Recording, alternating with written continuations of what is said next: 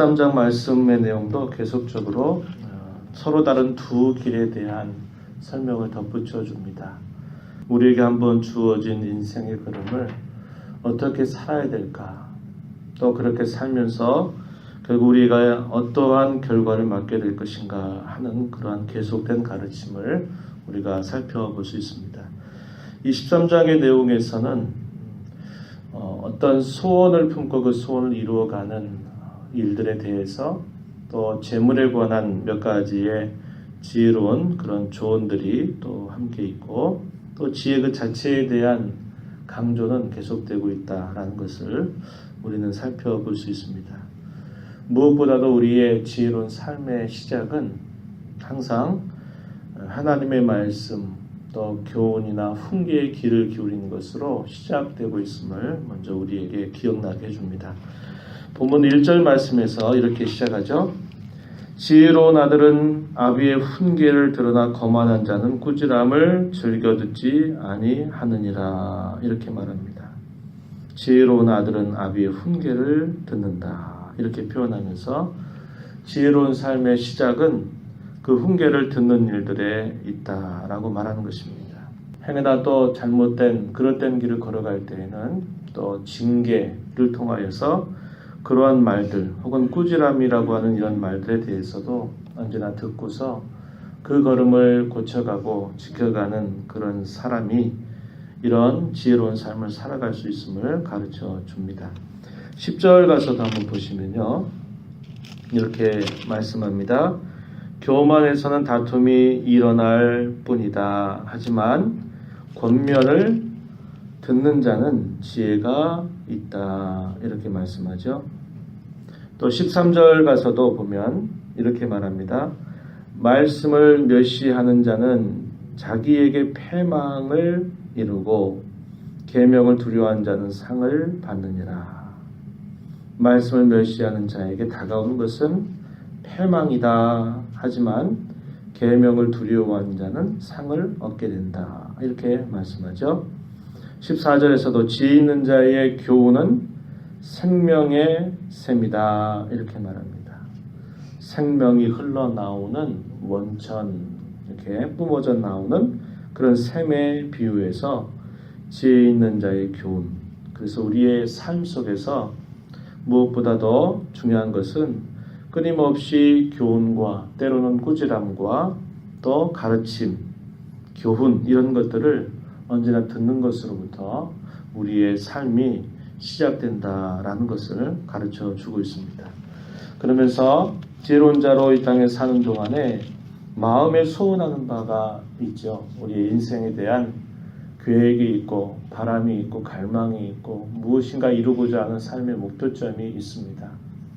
물론 우리 믿는 하나님의 사람들은 이 땅에서 그저 우리가 잘 먹고 잘 살고 잘 누리는데 우리의 삶의 소원과 목적이 있는 것이 아니라, 우리 주님께서 우리에게 분명하게 말씀하신 것처럼 너희는 먼저 그의 나라와 그의 의를 구하라 하시는 말씀을 우리에게 하셔서 우리의 부름으로부터 우리를 부르신 주님을 향해서 우리 인생을 걸어갈 때 무엇보다도 그의 나라와 그의 의를 구하는 것을 우리의 삶의 소원으로 삼고 살아가야 될 것에 관하여 분명하게 가르쳐 주고 있습니다. 오늘 우리가 읽은 이 본문 속에서 12절 말씀에서 이렇게 말하죠. 소망이 더디 이루어지면 그것이 마음을 상하게 하거니와 소원이 이루어지는 것은 곧 생명나무다, 이렇게 가르쳐 주고 있습니다. 또 이러한 마음의 소원을 가지고 있는 사람이 어떻게 자신에게 주어진 인생을 그렇게 살아갈 수 있을까라고 말할 때 오늘 본문에서 우리가 한 두 가지 정도 그걸 생각해 볼 수 있겠는데요. 본문 2절로 한번 가서 보시면은 이렇게 표현합니다. 사람은 입의 열매로 인하여 복목을 누리거니와 마음이 괴사한 자는 강포를 당한다, 이렇게 말합니다. 3절에서는 입을 지키는 자는 자기의 생명을 보존하나 입술을 크게 벌리는 자에게는 멸망이 온다.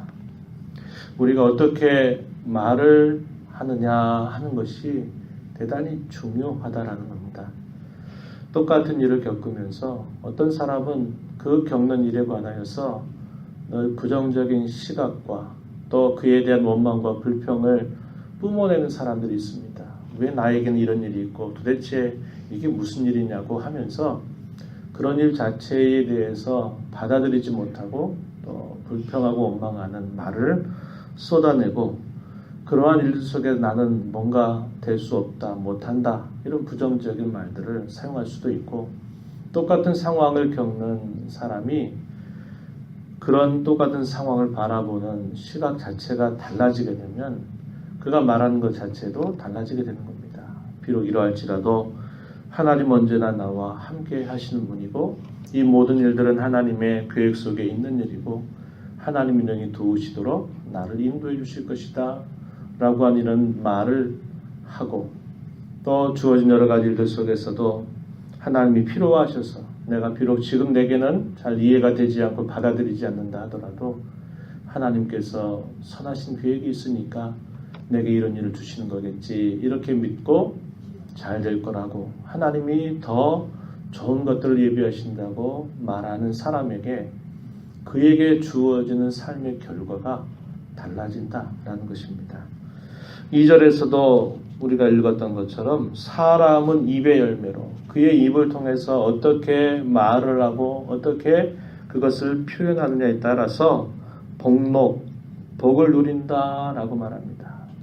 이 말은 그의 말하는 결과에 따라서 이것이 그에게 참된 복으로 주어질는지 아니면 그것이 화로 주어질는지 결정하게 될 만큼 우리의 입술의 열매가 대단히 중요하다라고 이렇게 우리에게 가르쳐 주고 있는 것입니다. 입을 지키는 자는 자기의 생명을 보존한다라고까지 말합니다. 3절에서 그렇게 읽었죠. 입을 지키는 자, 우리의 주어진 어떤 상황들 속에서도 우리의 입술의 파수꾼을 세우고 우리의 말을 잘 지켜서 이런 자세를 갖는 것이 우리의 생명을 보존하기도 한다 이렇게 말한 것입니다. 그러나 입술을 크게 벌리는 자에게는 멸망이 온다. 그의 말의 여부에 따라서 이것이 생명이 될 수도 있고 이것이 멸망이 될 수도 있다. 이만큼 우리의 말하는 것이 대단히 중요하다라는 것입니다. 세상 사람들은 자기가 당하고 있는 일들에 관하여서 말하지 않고 견딜 수 없는 경우들이 많죠. 그래서 그 말이나 그런 것들을 아무에게나 때로는 그저 믿고 이야기하지만 그런 말들이 계속 돌다가 더 큰 화를 자초하는 경우들을 보게 됩니다. 그러나 저와 여러분에게는 말씀드릴 곳이 있는 것이죠. 사람에게 우리의 입술을 함부로 이야기하는 태도에 대해서는 우리 입술을 지켜가는 그런 결단과 절제가 필요한 것이고요. 그러나 우리에게는 우리의 모든 일들에 관하여서 하나님께 쏟아낼 그러한 곳이 있다는 겁니다. 그리고 하나님은 그렇게 하라고 우리에게 가르쳐줘요. 하나님만이 우리의 모든 것을 깊이 아시는 분이고 또 우리의 부족함과 우리의 가야 할 길을 아시며 우리를 진실하게 도와주시는 분이시기 때문에 우리가 여러 가지 일들을 만나게 될 때 우리의 입술을 열어 토설할 수 있는 유일한 대상은 하나님 외에 없다라는 것을 우리는 기억하면서 우리의 입술의 열매를 우리가 어떻게 사용하느냐 하는 것이 대단히 중요하다. 이렇게 가르쳐주고요. 4절 말씀에서 또 이런 말씀을 덧붙여줍니다. 게으른 자는 마음으로 원하여도 얻지 못하나 부지런한 자의 마음은 풍족함을 얻는다. 게으른 자는 마음으로 원하여도 얻지 못한다. 무엇인가 소원을 가지고 무엇인가를 뜻하고 한다 하더라도 게으른 자, 손을 게으르게 놀리는 자, 자기의 주어진 삶을 게으르게 사는 사람은 얻지 못한다. 하지만 부지런한 자의 마음은 풍족함을 얻는다. 이렇게 말합니다. 우리 인생 가운데 우리에게 주신 삶의 소원, 갈망, 목적, 그분의 나라와 그분의 의를 위하여 우리가 살아가고자 할 때 두 가지 정도로 우리에게 지혜롭게 조언해 주는 거죠. 우리가 읽었던 것과 같이 우리 입술의 열매를 어떻게 만들어갈 것이냐 하는 겁니다. 그리고 또 하나는 우리의 주어진 삶에 있어서 내 힘과 내 에너지를 과연 어디에 써야 될 것인가? 무엇을 위하여 부지런하게 우리가 살아야 될 것인가? 할 때 우리의 힘과 우리의 열정을 바로 그 일을 위해서 쏟게 될 때 그러한 소원을 우리가 우리 인생 가운데 이룰 수 있다라는 것입니다. 이것은 우리의 삶을 어떻게 살아야 될 것인가를 잘 교훈해 주는 그런 말이 될 것이에요. 재물에 관한 문제들도 오늘 본문 속에서 우리가 살펴볼 수 있겠는데 이 세상에서 아무리 불의한 그러한 자가 일시적으로 혈통해 보이는 일이 있을지라도 우리에게 참으로 복을 주시고 우리 인생의 성패를 가르시는 분은 오직 여호와 하나님이시지 그 물질이 우리에게 결정적인 일을 한 것이 아님을 우리는 알게 되고요. 하나님의 뜻하신 바는 악인은 결국 일시적으로 부유할지라도 패망에 이르게 될 것이고 그러나 하나님을 경외하고 하나님을 섬기는 사람에게는 이런 복을 우리에게 허락하실 것을 약속하고 있다. 이것 또한 우리에게 가르쳐주는 하나의 교훈이 되고 있습니다.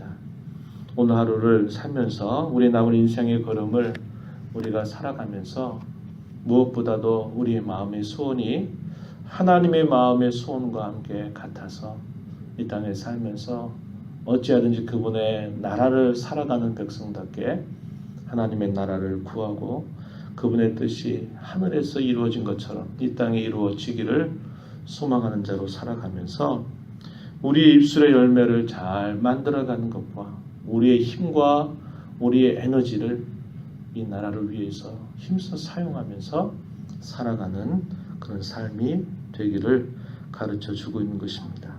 허락하신 우리의 삶을 이 목표를 향해서 이렇게 바르게 선용하며 살아가는 우리 모두가 되기를 바랍니다. 하나님 아버지 감사합니다. 이 새벽 시간에도 저희들을 일깨워 주셔서 주님 앞에 불러주시고 오늘도 말씀을 읽고 주의 교훈의 귀를 기울임으로 이 하루를 시작하게 해주셔서 감사합니다.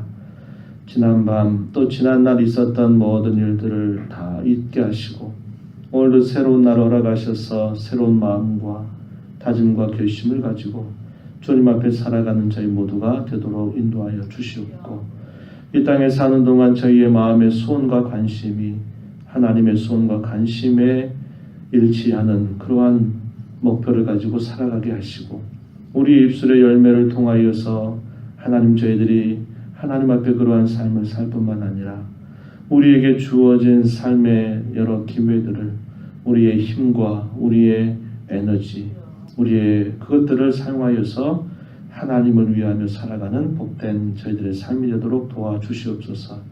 은혜의 보호자 앞에 나와 간구하오니 저희들을 긍휼히 여겨주시고 용납하시고 기도 가운데 하나님을 배웁게 하시고 저희들이 드리는 기도가 결코 헛되지 아니함을 확신하며 믿음으로 간구하는 귀한 시간 되도록 인도하여 주옵소서. 귀하신 예수님의 이름으로 기도드리옵나이다. 아멘.